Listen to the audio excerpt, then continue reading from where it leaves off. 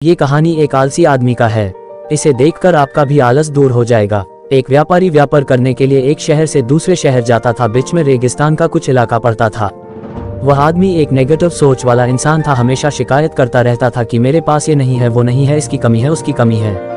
एक दिन वह रेगिस्तान में से गुजर रहा था, तभी उसकी पानी की बोतल खाली हो जाती है। उसे बड़ी जोर की प्यास लगती है, लेकिन रेगिस्तान में पानी ना मिलने की वजह से उसे बहुत गुस्सा आता है और बोलता है कि कितना खराब जगह है, ना कोई पेड़ ना पानी, रास्ता भी लंबा है, रेगिस्तान पार करना पड़ता है। तभी आसमान की तरफ देख करके कहता है कि भगवान, ये कैसा जगह बना दी है आपने। अगर मेरे पास में बहुत सारा पानी होता, बहुत सारे संसाधन होते, तो इस जगह पर हरियाली कर देता, बहुत सारा पेड़ लगा देता। वह आदमी ऊपर देखकर ये सब बातें कह रहा होता है और ऐसा लग रहा था कि जैसे ऊपर वाले से जवाब का प्रतीक्षा कर रहा हो कि भगवान कुछ कह दे। अब चमत्कार ये हुआ कि वह जैसे ही नीचे देखा, उसे अपने आंखों के सामने एक कुआं दिखाई दिया। वह पूरी तरह से घबरा गया, क्योंकि उसने कभी भी उस रेगिस्तान में कुआं नहीं देखा था। वह कुएं के पास पहुंचा और देखा कि कुआं पूरी तरह पानी से भरा हुआ है, परंतु वह आदमी नेगेटिव सोच वाला था और हमेशा शिकायत करता रहता था। और फिर से आसमान की तरफ देखते हुए बोला, भगवान, पानी से भरा हुआ कुआं तो दे दिया, लेकिन पानी निकलूंगा कैसे।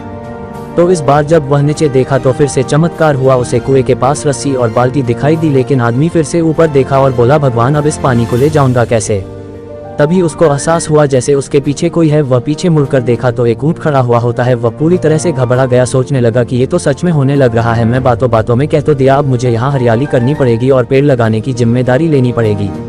आदमी को पानी से भरा हुआ कुआं मिल गया, बाल्टी और रस्सी मिल गई, पानी को ले जाने के लिए ऊंट भी मिल गया, सब कुछ मिल गया। अब वह आदमी सोच रहा था कि ये मैं बातों बातों में क्या बोल दिया, ये तो गड़बड़ हो गया। अब वह तेजी से दौड़कर भागने लगा। वह भाग रहा था, उस जिम्मेदारी से बच रहा था। तभी एक कागज उड़ते हुए आया और इसके शरीर से चिपक गया। उसने जब उस कागज को देखा तो उस पर लिखा हुआ था कि मैंने तुम्हें पानी दिया, कुआं दिया, रस्सी और बाल्टी दिया, पानी को ले जाने के लिए साधन दिया, फिर भी क्यों बचकर भाग रहे हो। उस आदमी को लगा कि मेरे साथ पता नहीं क्या हो रहा है। वह दौड़ते दौड़ते रेगिस्तान को पार कर लिया, लेकिन उस रेगिस्तान को हरा भरा नहीं बनाया।